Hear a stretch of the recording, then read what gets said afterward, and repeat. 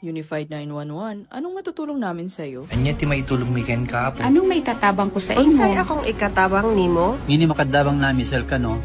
Sa anumang wika o dialekto, may tulong na darating sa iyo.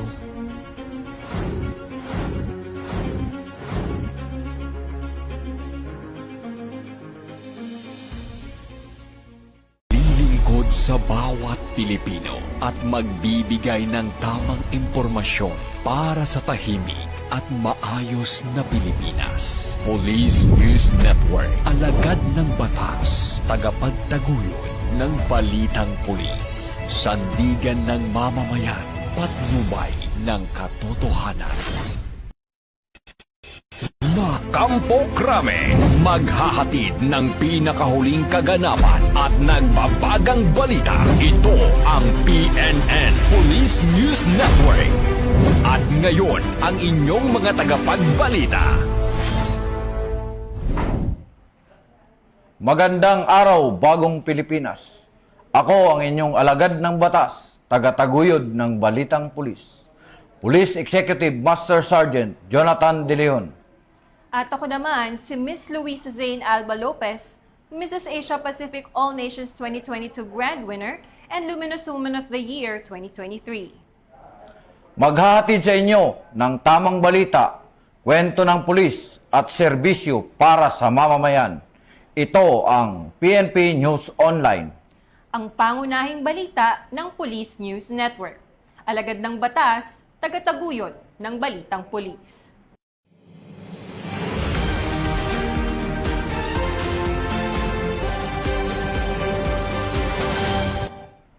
Narito ang mga balitang hatid ng ating PNN correspondents mula sa iba't ibang panig ng bansa.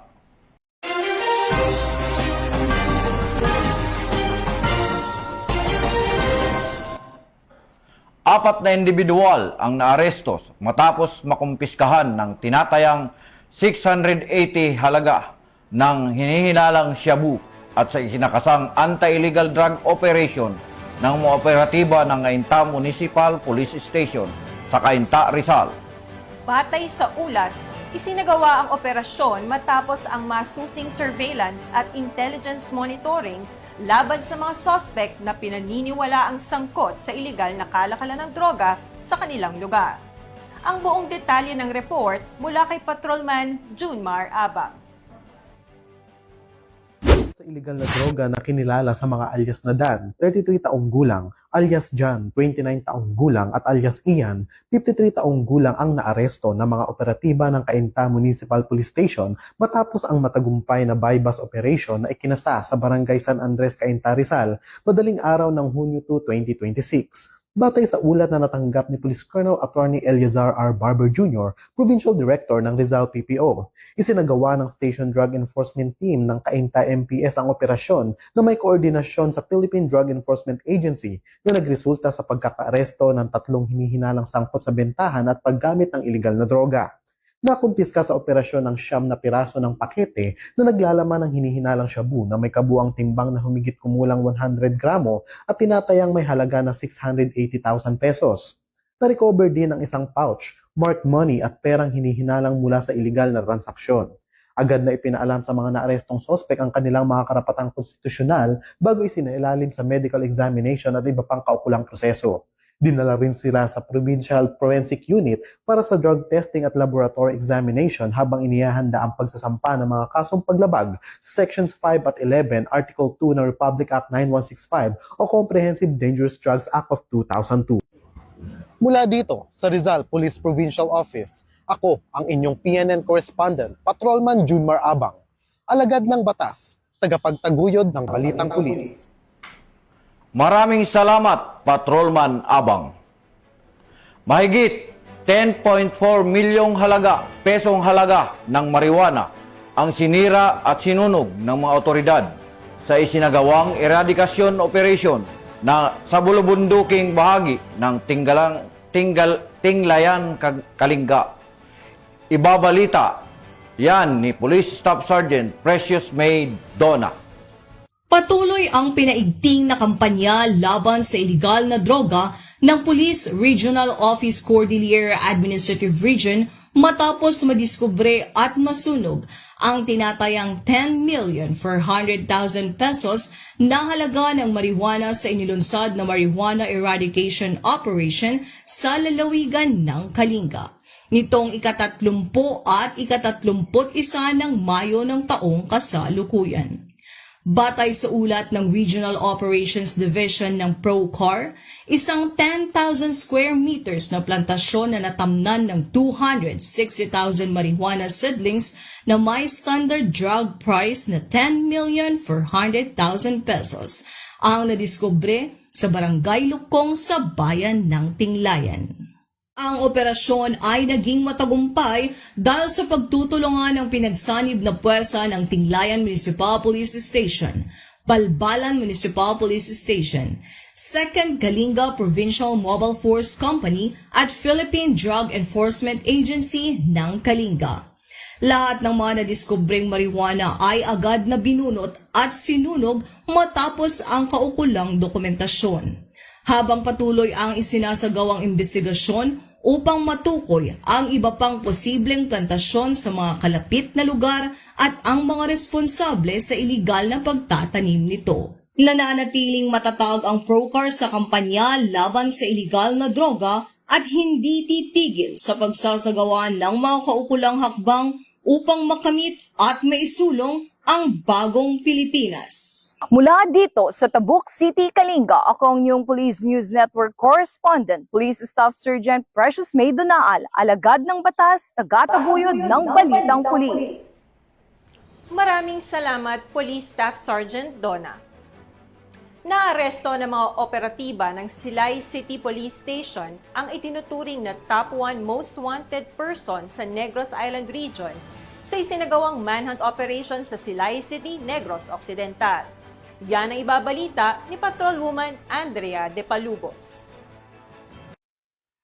Muling pinatunayan ng Police Regional Office Negros Island Region ang kanilang matatag na paninindigan laban sa kriminalidad matapos maaresto ang number 1 most wanted person sa buong rehiyon sa isinagawang manhunt operation sa Purok Paho, Barangay Rizal, Silay City noong ika-28 ng Mayo taong kasalukuyan.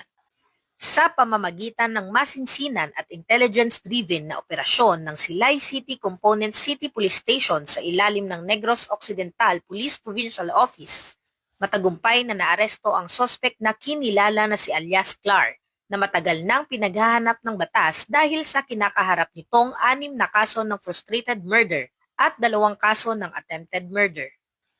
Ayon sa investigasyon, ang sospek ay kabilang umano sa mga nasangkot sa isang madugong insidente ng pamamaril at nag-ugat sa alitan ng magkabilang kampo sa panahon ng halalan. Ang naturang insidente ay ikinasawi ng 2 katao at ikinasugat ng 8 iba pa, dahilan upang magsampa ng kaukulang kaso laban sa mga sangkot. Ipinakita ng PRO-NIR ang kanilang profesionalismo at mahigpit na pagsunod sa batas sa buong operasyon. Matapos maaresto, agad na ipinaalam sa sospek ang kanyang mga karapatan at isinagawa ang mga kinakailangang proseso alinsunod sa umiiral na mga patakaran.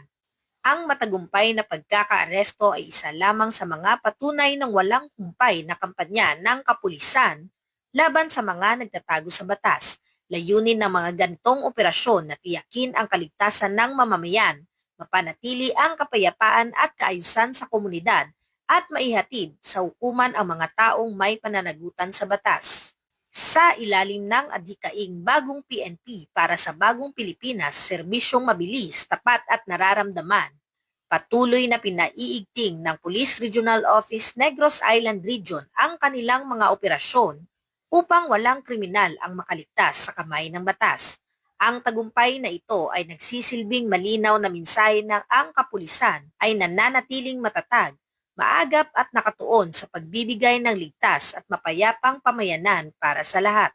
Mula dito sa Police Regional Office Negros Island Region, ako ang inyong Police News Network Correspondent, Patrolwoman Andrea De Palubos. Alagad na batas, tagataguyod na balitang pulis. Maraming salamat, Patrolwoman De Palubos. Natukoy at na-recover ng pinagsanib na puwersa ng kapulisan ang isang taguan ng mga armas at pampasabog na pinaniniwalaang pag-aari ng mga membro ng New People's Army sa isang liblib na lugar sa Cagayan. Ibabalita yan ni Patrolwoman Leni Lorenzo. Matagumpay na naisagawa ng pinagsanib na puwersa ng iba't ibang unit ng seguridad ang isang intelligence-driven operation sa bulubunduking bahagi ng Lasam, Cagayan, nito lamang ika-30 ng Mayo taong kasalukuyan.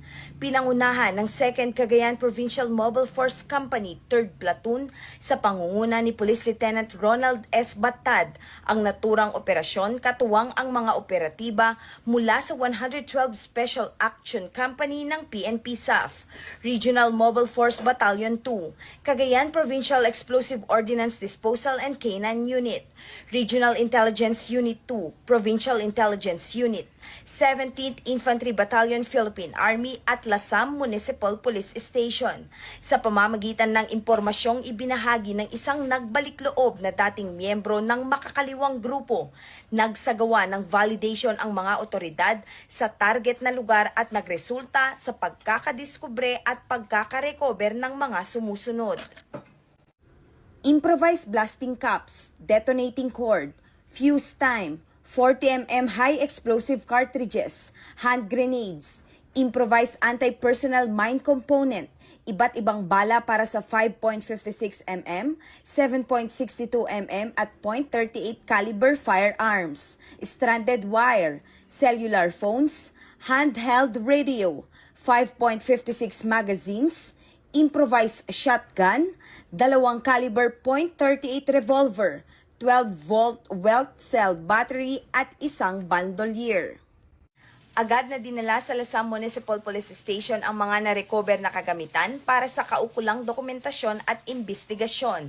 Habang sa kustodiya naman ng Cagayan PECU ang mga improvised explosive device components para sa ligtas na pagproseso at pagsusuri. Ang operasyon ay bahagi ng patuloy na kampanya laban sa insurhensya at iba pang banta ng seguridad na naglalayong mapanatili ang kapayapaan at kaayusan sa lalawigan ng Cagayan.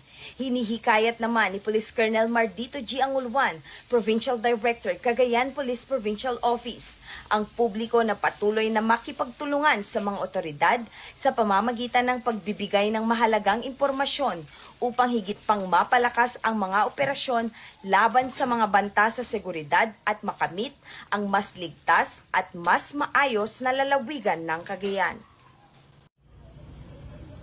Mula dito sa Lambak ng Cagayan, ako ang inyong PNN correspondent, Patrolwoman Leni Lorenzo, alagad ng batas, tagataguyod ng Balitang Pulis.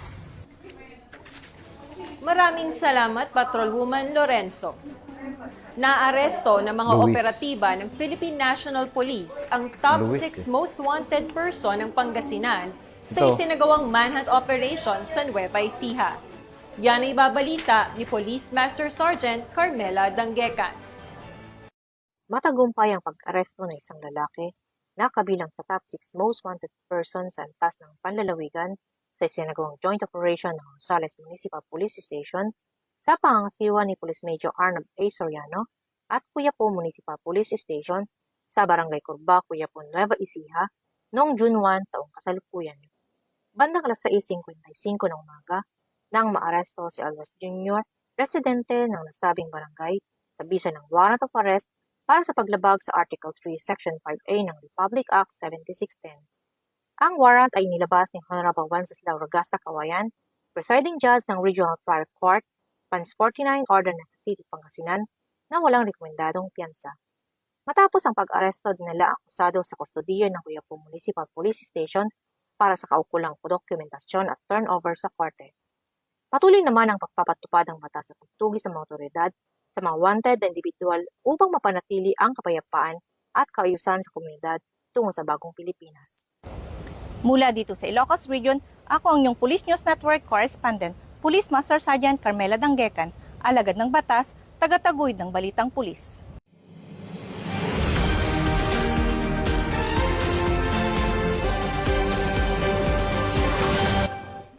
Maraming salamat, Police Master Sergeant Dangecan. Naresto ang mga operatiba ng pulisya ang itinuturing na Bicol's top 10 most wanted person sa isang manhunt operation na isinagawa ng Libmanan, Camarines Sur. Yan ang ibabalita ni Patrolwoman Reynalyn Dalo.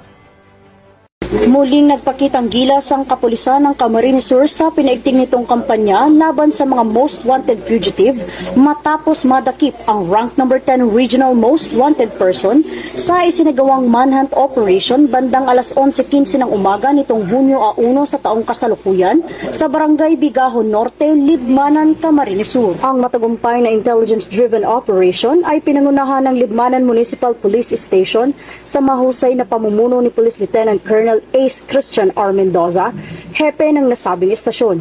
Katuwang ang mga tauhan ng Camarines Sur 1st Provincial Mobile Force Company at Provincial Intelligence Unit ng Camarines Sur Police Provincial Office. Kinilala ang naarestong sospek sa alias na Mel, 37 anyos, may asawa, pedicab driver at residente ng nasabing bayan.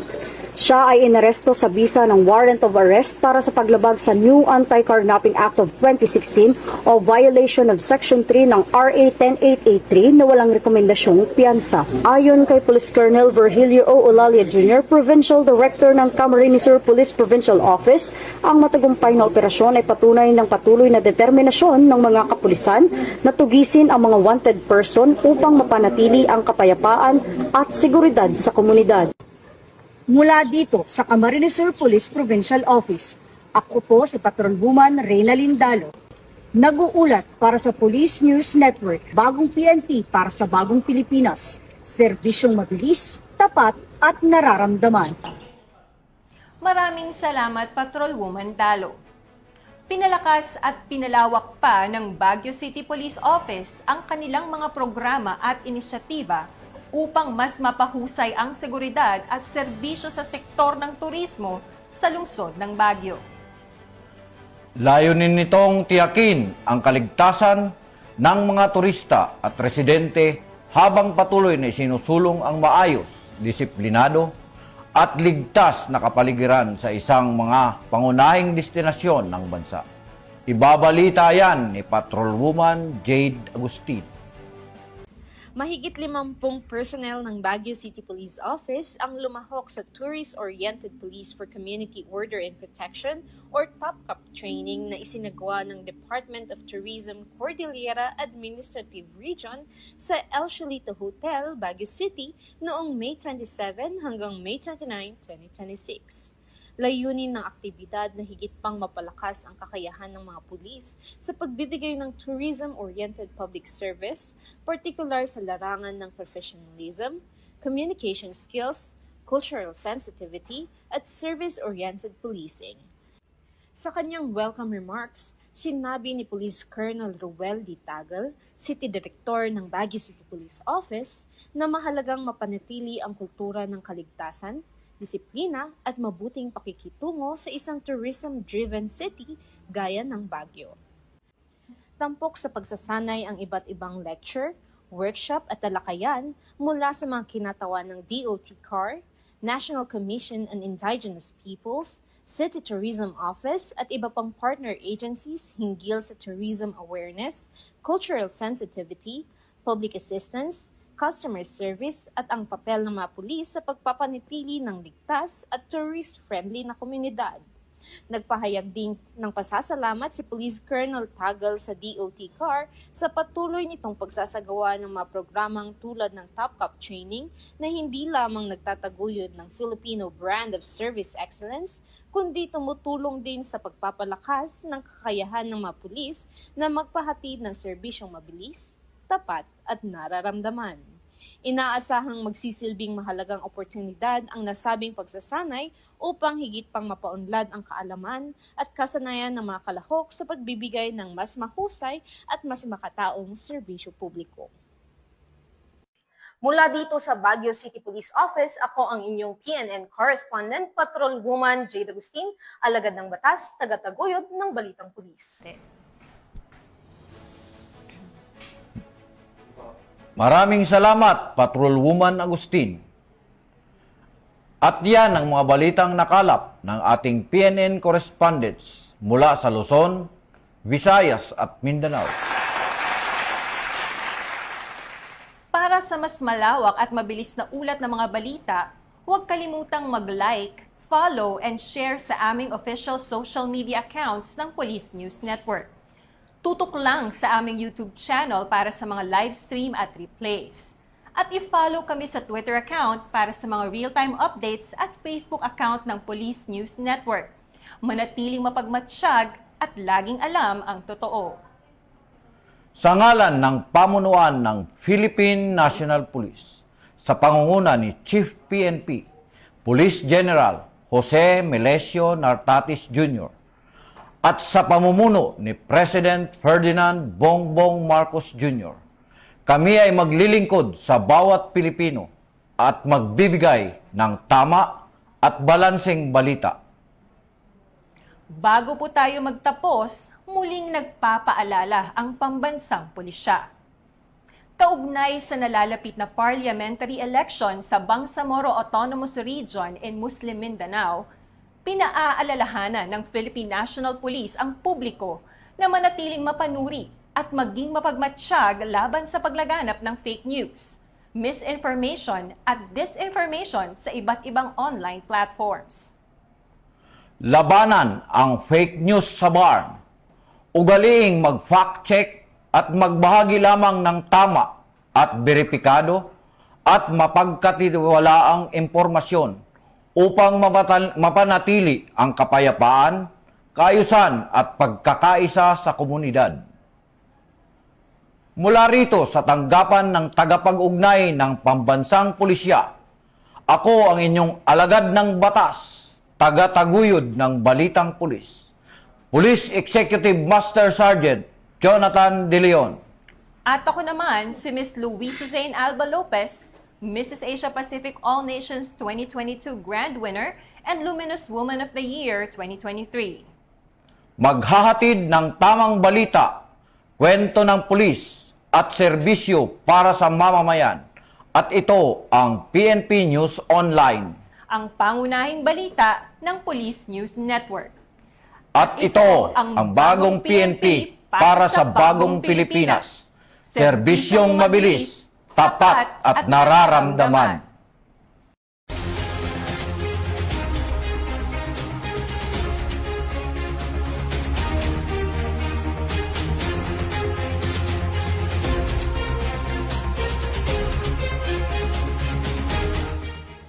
Police News Network, alagad ng batas, tagapagtaguyod ng balitang pulis.